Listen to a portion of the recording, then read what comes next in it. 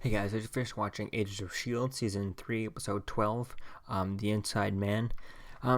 This episode was pretty interesting. It was pretty cool seeing Carl Creel come back, uh, and that was the Absorbing Man. I think that was pretty cool seeing him.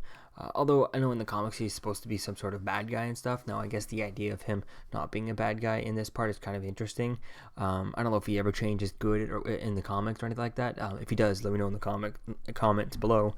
But it definitely is interesting to see, especially with this whole Talbot connection and stuff. And if he does become more of an asset, more of less of a villain and stuff. I think it'd definitely be cool to see him in a potential later on future crossover between Daredevil and Shield. Although I don't think in the first crossover between Daredevil and Shield we're gonna have Carl Creel, but in a potential future where Matt Murdock Daredevil meets Carl Creel, I think that'd definitely be interesting to see that dynamic, especially because of Carl Creel, who was the boxer who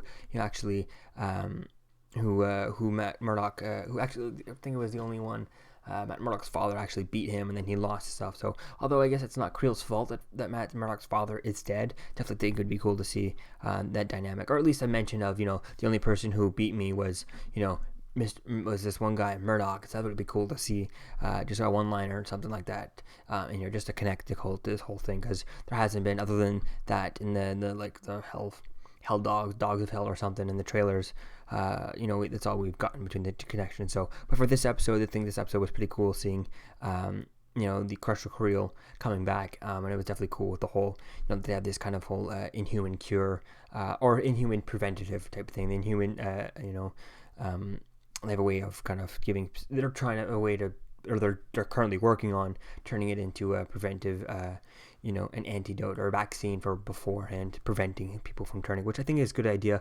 You definitely would want to. I don't see how Skye could definitely would be against this too much. I mean, she knows right-handed how someone with wrong intentions could ruin their name and stuff, just like her father did ruin her name and stuff, and that's why she was was taken away from her father and stuff, because her father did so much stuff and her mother did so much. So I feel like she, of all people, should know what it's like to have people who are not suitable to have this.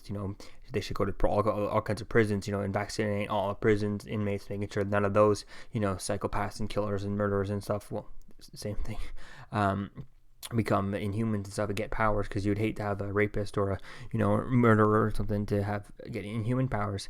And I think that Daisy should be able to see that, especially with working with S.H.I.E.L.D. As much as she has.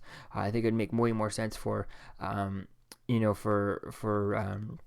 for the other guy there, I forget his name there, the lightning guy, for him to be more like this. But then again, I guess this flipping of the roles is kind of interesting to see how this kind of goes. But so far, it's getting pretty good. Definitely like this episode. I'm interested for next week's episode, because I think this might be the beginning, starting of a hint into the Most Wanted TV series with for Bobby and Hunter to leaving the S.H.I.E.L.D. and going into the Marvel's Most Wanted TV show. We'll have to wait and see what it's like tomorrow, what happens on next week's episode.